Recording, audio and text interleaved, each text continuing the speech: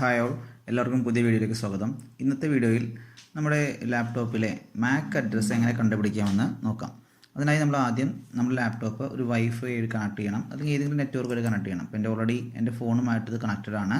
അതിനുശേഷം നമ്മൾ ഇവിടെ സിസ്റ്റം സെറ്റിങ്സ് എടുക്കുക. ഏറ്റവും മുകളിലുള്ള ആ മോണിറ്ററിൻ്റെ ചിഹ്നത്തിൽ ക്ലിക്ക് ചെയ്ത് കഴിഞ്ഞാൽ നമ്മുടെ ഒരു മെനു താഴേക്ക് വരുന്നു. അതിനകത്തുനിന്ന് സിസ്റ്റം സെറ്റിങ്സ് എടുക്കുന്നു.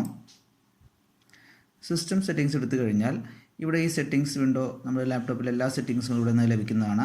അപ്പോൾ അതിൽ നിന്ന് നമുക്ക് നെറ്റ്വർക്ക് സെലക്ട് ചെയ്യാം. ചില സമയത്ത് ഈ ഡിവൈസസ് ഇങ്ങനെ എടുക്കുന്നുണ്ടായിരിക്കും. അപ്പോൾ ഈ ലിസ്റ്റിൽ നിന്ന് നമുക്ക് നെറ്റ്വർക്ക് കാണാൻ സാധിക്കില്ല. അപ്പോൾ എന്ത് ചെയ്താൽ മതി, ഈ ലെഫ്റ്റ് ആരോ മാർക്ക് ഒന്ന് ക്ലിക്ക് ചെയ്താൽ മതി. അപ്പോൾ ഈ ലിസ്റ്റ് ആക്റ്റീവായിട്ട് വരും. ഇതിനകത്ത് നെറ്റ്വർക്ക് ക്ലിക്ക് ചെയ്യാം. ഈ നെറ്റ്വർക്കിൽ ഇവിടെ റൈറ്റ് സൈഡിലേക്ക് വന്നു കഴിഞ്ഞാൽ ഇവിടെ വയേർഡ് എന്ന് കാണിക്കാം. ഇവിടെ ഒരു സെറ്റിങ്സ് ഐക്കൺ ഉണ്ടായിരിക്കും. ആ ഐക്കണിൽ ഒന്ന് ക്ലിക്ക് ചെയ്യാം.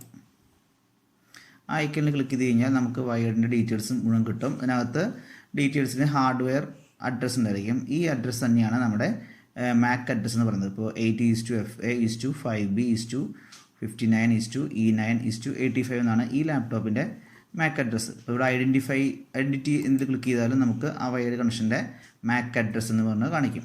ഓക്കെ, അപ്പോൾ ഈ അഡ്രസ്സാണ് നമ്മൾ നിങ്ങളുടെ സ്റ്റോക്ക് രജിസ്റ്ററിനകത്തൊക്കെ എഴുതേണ്ടത്. ഇപ്പോൾ ലാപ്ടോപ്പ് നമുക്ക് നഷ്ടപ്പെട്ടു പോവുകയൊക്കെ ആണെങ്കിൽ നമുക്ക് സൈബർ സെല്ല് വഴി ഈ മാക് അഡ്രസ്സ് ഉപയോഗപ്പെടുത്തി ലാപ്ടോപ്പിൻ്റെ ലൊക്കേഷനൊക്കെ കണ്ടെത്താൻ സാധിക്കും. അതായത് ഈ ലാപ്ടോപ്പ് ആരെങ്കിലും നമ്മുടെ കയ്യിൽ നിന്ന് മോഷ്ടിച്ച് കൊണ്ടുപോയ ശേഷം അവർ നെറ്റുമായി കണക്ട് ചെയ്യുകയാണെങ്കിൽ ഈ മാക് അഡ്രസ്സ് വെച്ച് നമുക്ക് സൈബർ സെല്ല് വഴി നമുക്ക് ലാപ്ടോപ്പിൻ്റെ ലൊക്കേഷൻ കണ്ടെത്താൻ സാധിക്കും. അപ്പോൾ എല്ലാവരും ഈ രീതിയിൽ ലാപ്ടോപ്പിൻ്റെ മാക് അഡ്രസ്സ് ഒന്ന് നിങ്ങളുടെ സ്റ്റോക്ക് രജിസ്റ്ററിലൊക്കെ ഒന്ന് എഴുതി വെക്കുന്നത് നന്നായിരിക്കും.